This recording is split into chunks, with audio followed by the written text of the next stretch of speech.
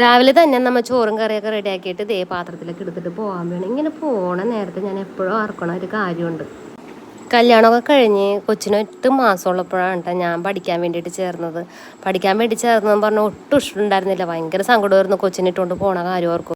8 മാസമുള്ള കൊച്ചിനെ ഞാൻ നോക്കിക്കോളാം, നീ ഇങ്ങനെ കരി പോകാൻ കൊണ്ടുകൊണ്ട് അടുക്കളയിൽ കിടക്കാനായിട്ട് പറ്റൂല, സ്വന്തമായിട്ട് ഏൺ ചെയ്യണം, സ്വന്തമായിട്ട് ഒരു വരുമാനം കണ്ടെത്തണം, ഞാനില്ലെങ്കിലും നിനക്ക് ജീവിക്കാൻ പറ്റണം. ആ ഒരു കൺസെപ്റ്റിൽ എന്നെ കൊണ്ടുവന്ന് പിടിച്ച് ആക്കിയതാണ് എൻജിനീയറിങ് പഠിക്കാൻ വേണ്ടിയിട്ട്. എല്ലാ മനസ്സോടെ ഞാൻ അന്ന് ബുദ്ധിമുട്ടി കഷ്ടപ്പെട്ടിട്ടായാലും ഞാൻ ആ 2 കൊല്ലം പഠിച്ച് ജയിച്ച് ഇറങ്ങിപ്പോന്നു. ഇന്നിപ്പോൾ ഇത്രയും വെൽ ഡ്രസ്സൊക്കെ ചെയ്തിട്ട് ഞാൻ നല്ലൊരു പൊസിഷനിൽ എത്തിയിട്ടുണ്ടെന്നുണ്ടെങ്കിൽ ആ മനുഷ്യൻ അന്നെടുത്ത എഫർട്ടിൻ്റെ പേരിലാണ്. ഞാൻ ആ അടുക്കളയിൽ കിടന്ന് നിറയിച്ചോട്ടെ എന്ന് ഓർത്തിട്ടുള്ള മൈൻഡിലായിരുന്നെങ്കിൽ ഇന്ന് ഞാൻ വല്ല കാര്യം പോകാൻ കൊണ്ട് നിങ്ങളുടെ മുമ്പിലോട്ട് പോലും ഞാൻ വരാൻ പറ്റില്ലായിരുന്നു.